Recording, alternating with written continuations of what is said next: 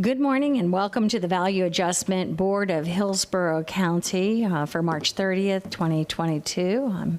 I'm Pat Kemp, the chair, and we'll start off here with a roll call, if we could. Good morning, Chair Kemp. Here. Cohen. Here.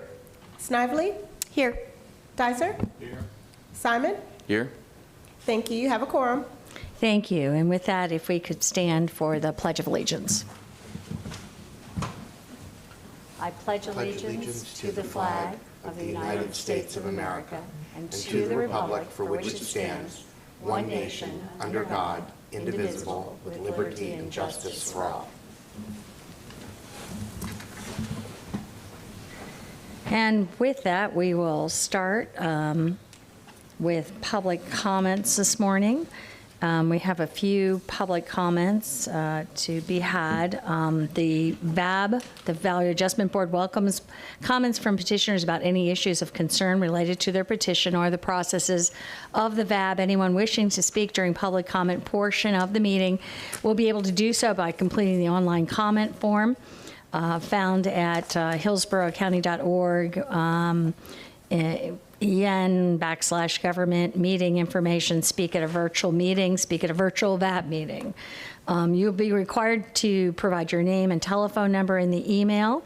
This information is being requested to facilitate the audio conferencing process. The chair will call on speakers by name in the order in which the emails were received for public comment. An audio call-in section will be provided to participants that have completed the form after it's received by the county. All callers will be muted upon calling and unmuted in the submission order after being recognized by the chair by name. When addressing the VAB, please state your name and petition number and speak clearly into the microphone. 3 minutes are allowed for each speaker. And with that, we have some virtual and in-person. We'll start with our virtual, and that is Eric Nazarian. Good morning, everyone. My name is Eric Nazarian. This is regarding petition 2021-0006. I last spoke to the board on January 26th at your previous meeting, and my petition was in regards to a reduction in the assessed value of my property due to living quarters for parents or grandparents. At the last meeting, you recommended I go back through the process again and meet with the special magistrate. I did that, and unfortunately, the issue here is that Section 3 of Florida Statute 193703 states very clearly that this particular reduction is only granted when the construction or reconstruction occurs after the effective date to an existing homestead, and that the law is clear and unambiguous. So unfortunately, I don't know if the law was written in such a way to intentionally disqualify my particular scenario, which is simultaneous construction. I've had my living quarters for my in-laws built at the same time as my primary residence. And I've been at this now since January of last year, and I believe all of my options have been exhausted, and I think the only thing that I can do at this point is hope that the law can be amended to include my scenario. I welcome any feedback that you might have. Thank you. Thank you. And with that, we will move to the next public. I think the only other speakers that we have are present, and that would be Ernest Hafele Jr. and Anita Brannon. Yes.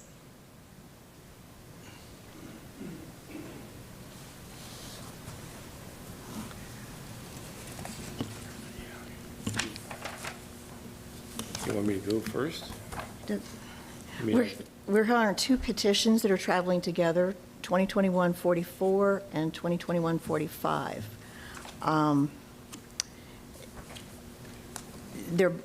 It was requesting an agricultural classification that was denied. The property is 10 acres, and apparently there's not an issue about the size. This thing about the special master's decision, they totally disregarded a valid lease.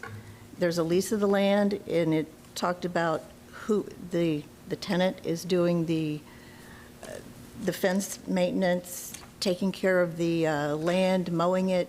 He's got his cattle on it. Originally, some of Mr. Hafley's cattle were on there also. Ultimately, age, wisdom, Mr. Hafley decided he's not cut out for the cattle raising business, so he gave his cattle to the tenant, and so he's got more cattle on it. The master said there was not an issue about the number of cattle or the size, but he just disregarded the lease. The parties have entered into another lease because the relationship was working, and that relationship is to continue. It doesn't seem any reason to have ignored it. The land, when you look back on the aerial photos, which I think you probably have access to, it really hasn't changed since, at least from the date of the photos. I know Mr. Hafley bought one of the tracts in 2002 and one of them in 2004. They're adjacent, and they are next. The person leasing it, there's a boundary there that he shares, a small part, so his cattle go from his property through a fence to this property. So it's all connected, and to get to his house, he has to drive around this whole parcel, so he's able to check the fence, keep the fence up every day. Mr. Hafley does provide things like Electric. wire Electric. for the fence, fertilizer. Posts. And the tenant has to maintain water for the cattle too. There is a trough, there is a well. It's just used for agricultural purposes with a valid lease. And Mr. Hafley can give you any more details. He's owned it for all those years. The changes you see in the property records, those were perhaps estate planning purposes. It went to a land trust, it came out of the land trust. It's all been controlled by Mr. Hafley since 2002 or 2004 for the two tracts. Quickly. Ma'am, would you please restate your name for the record? I'm sorry. Ernie Hafley, Haefele. And ma'am, I need your name as well. Anita Brannon? Thank you. I originally bought the property and decided to do palm trees to begin with. And I'll make this quick, and I appreciate you hearing us today because we messed up and we didn't know we couldn't come. But anyway, I bought the property, started planting trees the first 2 years. Cold got them. There was no irrigation, so spent $9,700, put a well in there. Brought some cows on, replanted trees, had problems with trees and the cows, so forth and so on. To make it short, as time went on, I'm getting a little bit older now, 73. I had 2 stents, heart attack about 10 years ago, got a defibrillator, and I can't keep up with what I need to keep up with down there. Talked to the neighbor behind, he said he'd be interested. I've got leases with him, had leases with him, and when I was denied here, I had a lease with him. And they said they couldn't find a water trough. There's been a water trough. Cows have to have water. There's been a water trough there for 15, 20 years. So well, I don't know what else to say. I've got a lease, and I'm trying to do what I can do. This fella has his own cattle. He keeps up with them. I gave him the 4 cattle that I had there. I said, here, take them away.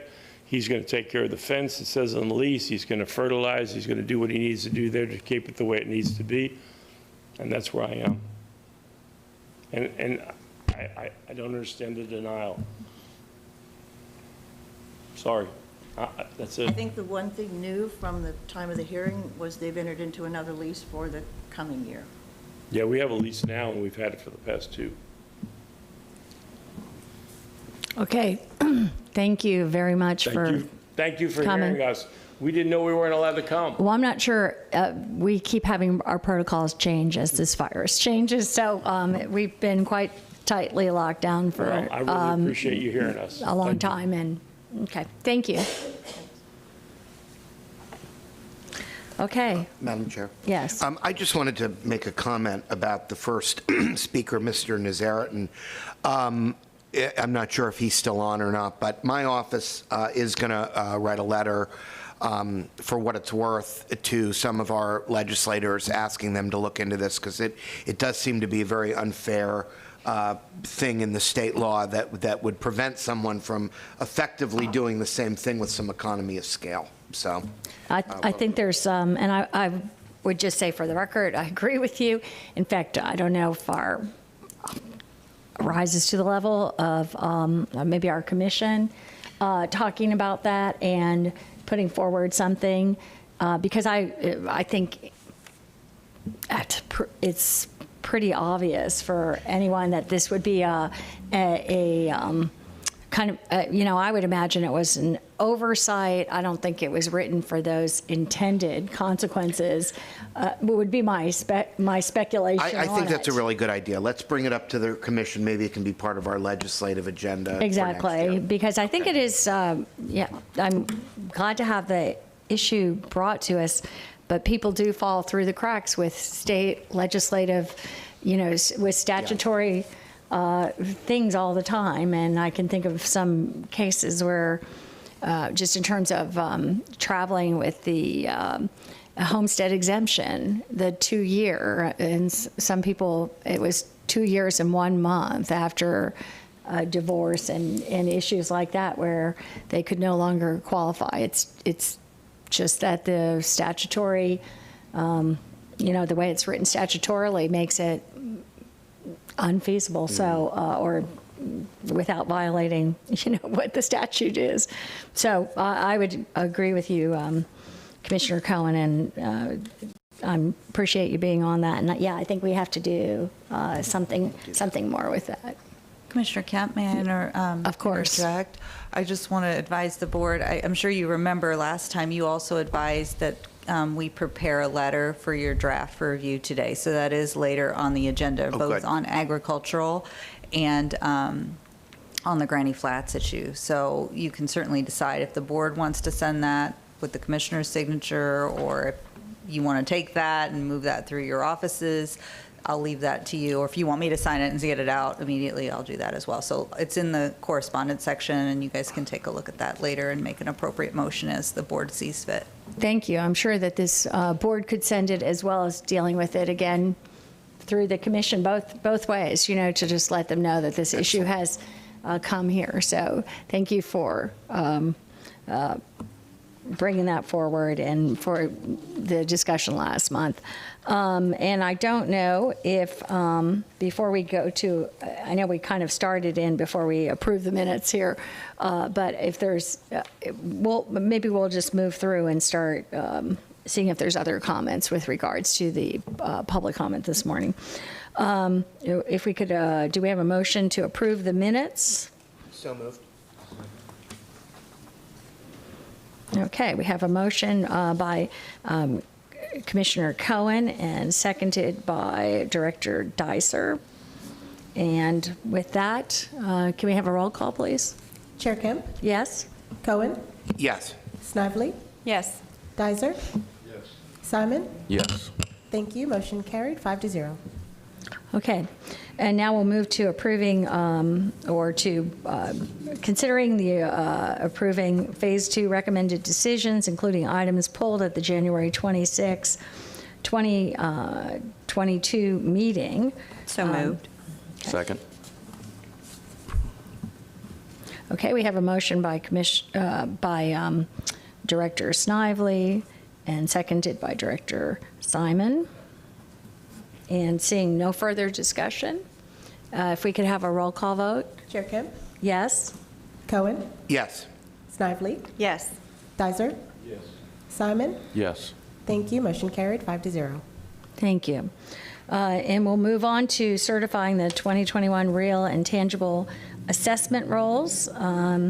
And if there is a motion or discussion with regards to authorizing the chair to sign, we'll have to change that, Chairman, to sign the certificate of the VAB form DR 488, just for, Make a motion to approve. Second. okay. We have Director Dicer and a second by Commissioner Cohen, and I'm seeing no further discussion at this time. Is there further? No. Okay. Please do a roll call vote. Chair Kemp, Yes? Cohen, Yes. Snively, Yes. Dizer, Yes. Simon. Yes. Thank you. Motion carried 5-0. Thank you. And if we have the second part, authorizing the clerk's office to publish the 2021 Notice of Tax Impact. So moved. Second. Okay, we have Commissioner Cohen and Director Snively as a second. And seeing no further discussion, if we could have a roll call vote? Chair Kemp, Yes? Cohen, Yes. Snively, Yes. Dizer, Yes. Simon. Yes. Thank you. Motion carried 5-0. Okay, and I think at this time, we'll be moving on to other VAB matters. Thank you, Commissioner Kemp. At tab 7A, we have the 2021 VAB Statistics. It's basically a 6-year comparison outlining all the petitions that came before the Value Adjustment Board, the different petition types, the VAB grants, the VAB denials, along with the petitions that were either settled or withdrawn, all the petitions that were scheduled, rescheduled, and the number of petitions that were in hearing, and the tax impact factor, which was noted on 6B, which lists both the reduction in county taxable value and the shift in taxes. Additionally, we have correspondence in tab 7B. The first correspondence is a item that was dismissed with a older agricultural classification matter, and I don't know if Frankie has any additional comment for that. Well, I think originally we were in there as the Value Adjustment Board years ago. I was able to get us dismissed previously, but now I think the entire matter is gone. So I just sent that for your notice to let you know that's finally off of your plate completely. Okay, any, Additional correspondence is that the next item, which was the agricultural for Bears Groves, which Rinky does have a letter in there that was drafted currently, and we also had a letter that was previously drafted in 2019. The current letter is pretty much the same letter. We just wanted to make sure it was right for the board to move forward on, and all the addresses have been updated, including the Government Relations and Strategic Services office on the 26th floor. okay, thank you. I don't know if there's any questions with regards, Well, I didn't know if the board wanted to go ahead and send it out again, because I don't know if the board was aware that it had already been sent out in 2019, the same issue. So I had just put the draft in there, and whether the chairman wants to sign it or you want me to release it, that's up to you. I just wanted you to look at it before you made a decision on it. But I think we've been addressing this for a few years already and have had no luck, so I don't know if it's better to come from the board this time. is there anyone who would like to make, I guess, a motion with regards to it I coming? think we should do it, absolutely. Okay, That More counts as a motion. times the better. Right. Yeah, it'll be a motion. I'll make a second. Okay. motion.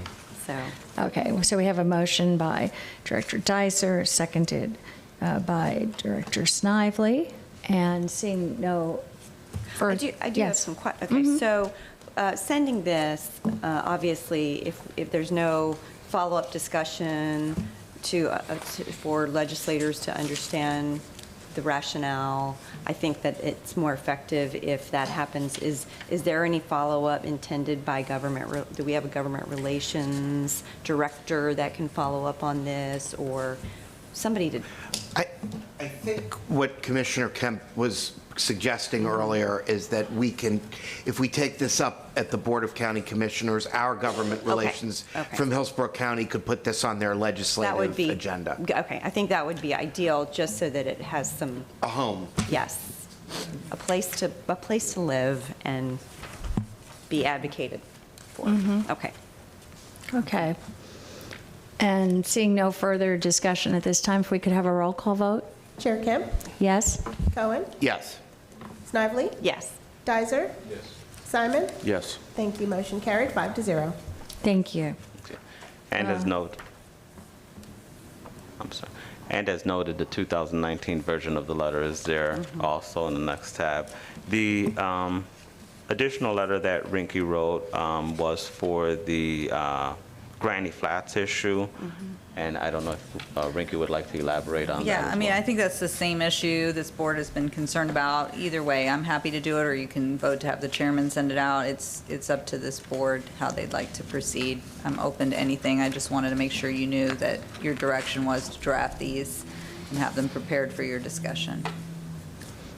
Is there, I think it would be most effective to have me sign this and to, move forward. I don't know if there's a motion. Yeah, I'll move for If- that. That's fine. So we have a motion by Director Cohen, and did I hear a second? Yes, okay, I wasn't sure. Okay, by Director Dizer.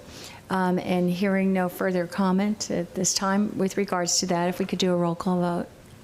Chair Kemp, Yes? Cohen, Yes. Snively, Yes. Dizer. Yes. Simon. Yes. Thank you. Motion carried 5-0. Thank you. And does that deal with all the correspondence? The one last item is the meeting notice to show that we properly advertised for the meeting, which is that for the Tampa Bay Times. Also, the notice that was placed on the county website. And lastly, the notice that was placed on the clerk's website for the current meeting. Great. Okay, thank you very much. You're very welcome. And with that, is there any other items to be considered?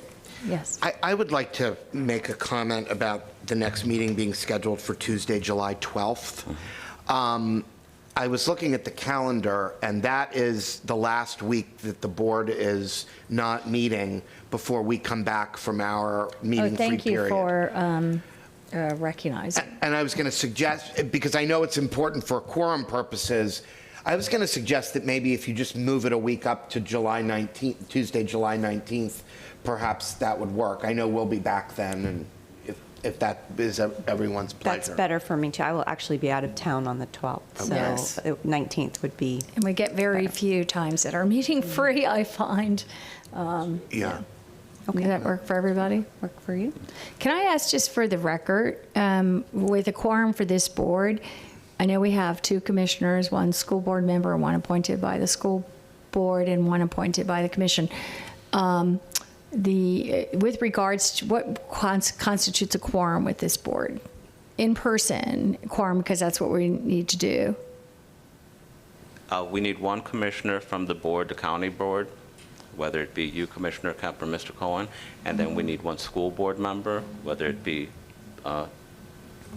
Board Member Snively or Or my Board Member alternate. Hunt, or your alternate. Oh, so you do have an alternate. have an I was thinking that's quite a burden, just in case if something happens, Yeah.